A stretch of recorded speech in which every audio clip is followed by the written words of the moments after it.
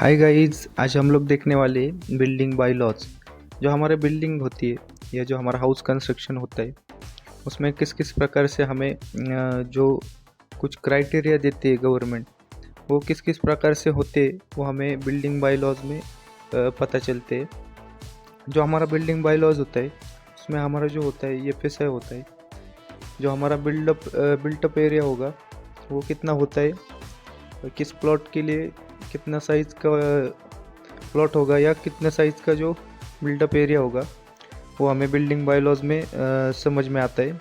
जो हमारी मार्जिन होती है, जो हमारी साइड मार्जिन होती है या फ्रंट मार्जिन होती है, वो किस किस प्रकार से होती है वो हमें बिल्डिंग बायलॉज में समझ में आता है।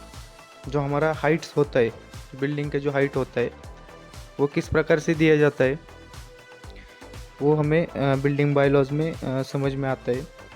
जो ये सारी जो चीज़ें होती है हम एक हाउस कंस्ट्रक्शन के लिए या बिल्डिंग कंस्ट्रक्शन के लिए ज़रूरी होती है, वो आज हम इस बिल्डिंग बायलॉज में सीखने वाले। तो चलिए शुरू करते हैं। उससे पहले प्लीज़ गाइज आप वीडियो पूरा देखा करिए, चैनल को सब्सक्राइब कीजिए, लाइक कीजिए और अच्छा सा कमेंट कर दीजिए और ज़्यादा से ज़्यादा लोगों को शेयर कर दीजिए। सबसे पहले जो हमारा बिल्डिंग बायलॉज में होता है वो परमिसिबल साइज़ ऑफ प्लॉट होता है।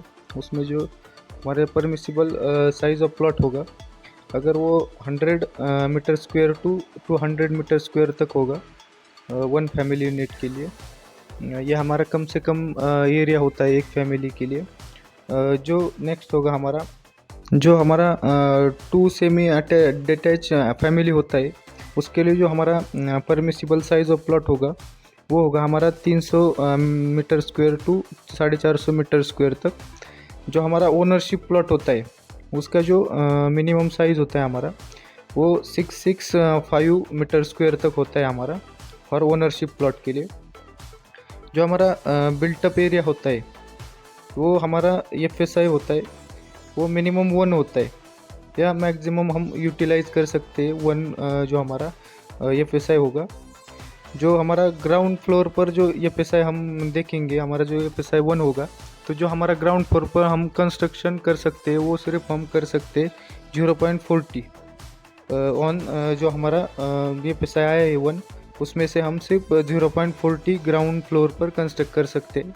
नेक्स्ट पॉइंट जो होगा हमारा मार्जिन होगा। जो हमारा मार्जिनस होता है, अगर हम हाउस कंस्ट्रक्ट करते हैं तो हमें साइड मार्जिन या फ्रंट मार्जिन छोड़ना पड़ता है। तो जो हमारा जो नेक्स्ट होगा हमारा जो FSI जो बिल्डिंग बायलॉज में हमें दिया जाता है, जो हमारा मार्जिन होता है रोड का, वो हमारा 4.5 मीटर होता है। जो हमारा रोड होता है वहाँ से हमारी कंस्ट्रक्शन साइट तक। जो साइड मार्जिन होगा हमारा वो 3 मीटर होता है। अगर जो हमारा प्लॉट होगा वो 300 मीटर स्क्वायर से कम होगा तो जो हमारा मार्जिन होगा, फ्रंट मार्जिन हमारा 3 मीटर आएगा और जो साइड मार्जिन आएगा हमारा 2 मीटर आएगा। नेक्स्ट हम देखेंगे तो जो हमारा एरिया ऑफ रूम्स होता है, जो हमारे रूम्स होते हैं हाउस कंस्ट्रक्शन या बिल्डिंग कंस्ट्रक्शन में, उसमें जो हमारा मिनिमम साइज़ ऑफ एरिया, जो रूम का जो साइज़ होता है वो मिनिमम साइज़ कितना होना चाहिए, हमारे जो बिल्डिंग बायलॉज के हिसाब से कितना देना चाहिए हमें कम से कम, हम देखेंगे।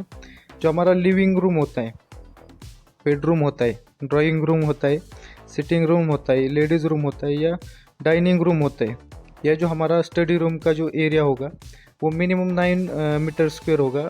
जो हमारा कम से कम 9 मीटर होना ही चाहिए। तो जो हमारी जो साइड होगी वो मिनिमम एक साइड की जो लेंथ होगी हमारी 2.4 मीटर होनी ही चाहिए कम से कम।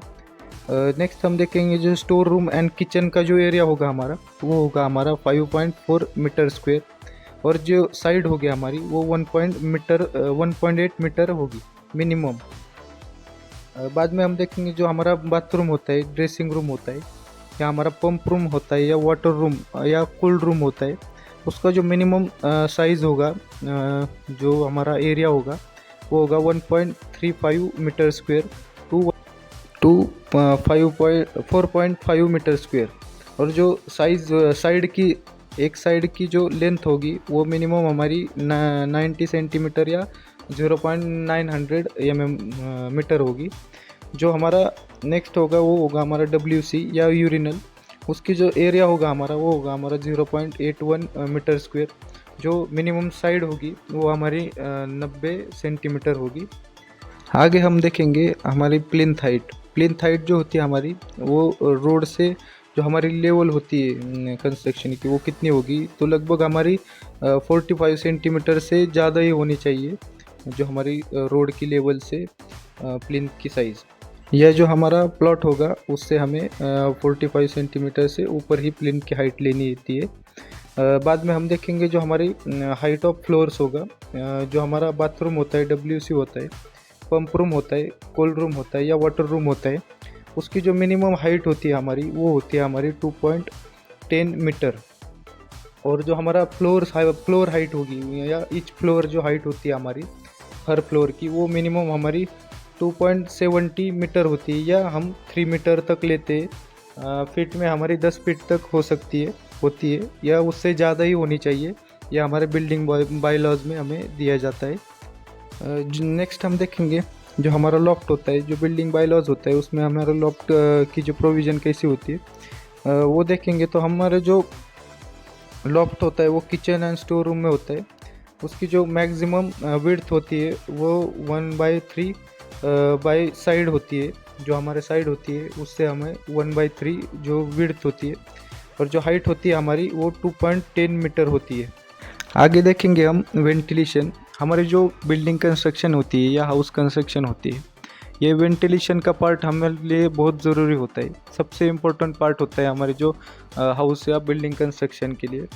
तो देखेंगे हम, तो जो मिनिमम 1 वेंटिलेशन हमें हर एक रूम में प्रोवाइड करना ही करना होता है। जो हमारा वाटर रूम होता है या कोल्ड रूम होता है, उसमें हम नहीं प्रोवाइड करें तो भी चलता है, पर जो हमारे रूम्स होती है उसमें हमें कंपलसरी एक वेंटिलेशन वेंट देना ही पड़ता है। जो हमारा टोटल एरिया होता है उसकी जो ओपनिंग होती है वो ज़्यादा नहीं होनी चाहिए 1/3 से। जो टोटल वॉल एरिया होता है जो हमारा, उससे ज़्यादा नहीं होनी चाहिए। बाद में हम देखेंगे जो हमारा फ्लोर स्पेस इंडेक्स, या हम FSI बोल सकते हैं। FSI देखेंगे। जो FSI होता है हमारा, वो FSI निकालने का जो हमारा रेशियो होता है वो हमारा होता है total floor area including walls. जो हमारी वॉल्स होती है या जो फ्लोर एरिया होता है हमारा, उसको हम प्लॉट एरिया से डिवाइड करते हैं। ऑन ग्राउंड जो हमारा प्लॉट एरिया होगा उससे हम डिवाइड करते हैं, तो हमारा FSI निकल के आता है। तो हमारा इस FSI का जो फार्मूला होता है वो होता है FSI is equal to area of all floors divided by total plot area. आगे देखेंगे हम जो हमारा FSI होता है वो हमारी जो रेसिडेंशियल बिल्डिंग होती है, इंडस्ट्रियल बिल्डिंग होती है या कमर्शियल बिल्डिंग होती है, उसमें किस किस प्रकार से हमें FSI दिया जाता है वो हम देखेंगे। जो हमारा एरिया वाइज FSI जो चेंज होता है वो किस प्रकार से होता है, कहाँ पर ज़्यादा होता है कहाँ पर कम होता है, वो देखेंगे हम। तो हम फर्स्ट देखेंगे जो हमारा रेसिडेंशियल होता है या जो हमारा स्कीम एरिया होता है, उसमें जो हमारा FSI होता है वो 1 का होता है। वो मैक्सिमम जो हमारा कंस्ट्रक्शन होता है ऑन ग्राउंड पर, जो ग्राउंड फ्लोर पर हमारा कंस्ट्रक्शन होता है वो मैक्सिमम 0.40 करना पड़ता है हमें। 0.40 से ज़्यादा हम इलीगल होता है। सेकंड जो देखेंगे हम, जो हमारा रेसिडेंशियल होता है, जो सिटी एरिया होता है, जो हमारे सिटी में होता है हमारा, जो FSI होता है हमारा वो 4 तक हो सकता है। हमारा जो फेसिंग स्ट्रीट होता है, जो हमारा चौक होते हैं, वहाँ पर ज़्यादा हमें FSI दिया जाता है, जिसकी हमारी जो विड्थ होती है प्लॉट की अगर 12 मीटर होती है तो हमारा FSI 4 तक हो सकता है। नेक्स्ट हम देखेंगे जो हमारा रेसिडेंशियली सिटी एरिया होता है, उसका जो FSI होगा हमारा 3 होगा। जो स्पेसिंग होगी, स्ट्रीट फेसिंग होगी, वो कम होगी, उस प्लॉट के लिए हमें FSI कम दिया जाता है, जो कि हमारा 3 होता है। बाद में हम देखेंगे जो हमारा इंडस्ट्रियल एरिया होता है या जो स्कीम होती है हमारा स्कीम एरिया, वहाँ पर जो हमारा FSI होता है वो 1.5 होता है। जो कि हमारा ग्राउंड पर हम 0.50 कंस्ट्रक्ट कर सकते हैं ग्राउंड फ्लोर पर, उसके ऊपर हम कंस्ट्रक्ट कर सकते हैं, पर ग्राउंड पर सिर्फ 0.50 कंस्ट्रक्ट कर सकते हैं।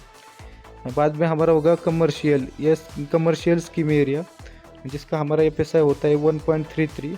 और उसी तरह जो हमारा रेसिडेंशियल स्कीम होता है उसी की तरह हमें ग्राउंड फ्लोर पर सिर्फ 0.40 कंस्ट्रक्ट कर सकते हैं। तो गाइज़, हमने जो FSI देखा है, ये FSI कभी कई जगह पर चेंज होते जाते हैं। जो एरिया वाइज होता है या जो स्टेट वाइज होता है, ये कम ज़्यादा हो सकता है। पर लगभग इसी के ही नज़दीक में रहता है। आगे हम देखेंगे जो हमारे स्टेयर्स होती है, जो हमारे स्टेयर की जो मिनिमम विड्थ होती है वो 0.90 मीटर होती है। जो एंगल ऑफ पिच होता है, जो एंगल होता है हमारे स्टेयर केस का, वो 30 टू 45 डिग्री तक हमारा एंगल दिया जाता है। ज़्यादा हम एंगल प्रोवाइड नहीं कर सकते क्योंकि हमें ऊपर चढ़ने और उतरने में प्रॉब्लम आती है। इसीलिए हम 30 टू 45 डिग्री सेल्सियस तक हम डिग्री तक एंगल देते हैं। जो हमारी स्टेयर होती है, उसकी जो केबिन होती है, वो जो एरिया होता है वो हमारा 11 मीटर स्क्वायर से ज़्यादा नहीं होना चाहिए, उससे कम ही हमें रखना होता है। आगे देखेंगे जो हमारा कंपाउंड वॉल एंड गेट होता है, उसका जो मैक्सिमम हाइट होता है हमारा वो 1.5 मीटर होता है, उससे ज़्यादा हम हाइट नहीं रखते। तो गाइज़, आज की वीडियो में हमने देखा कि जो हमारे बिल्डिंग बाय लॉज होते हैं वो किस किस प्रकार से दिए जाते हैं। तो आपको इन्फॉर्मेशन कैसी लगी प्लीज़ कमेंट करके बताइए। ज़्यादा से ज़्यादा लोगों को शेयर कीजिए, लाइक कीजिए और अच्छा सा कमेंट कर दीजिए। Thank you guys.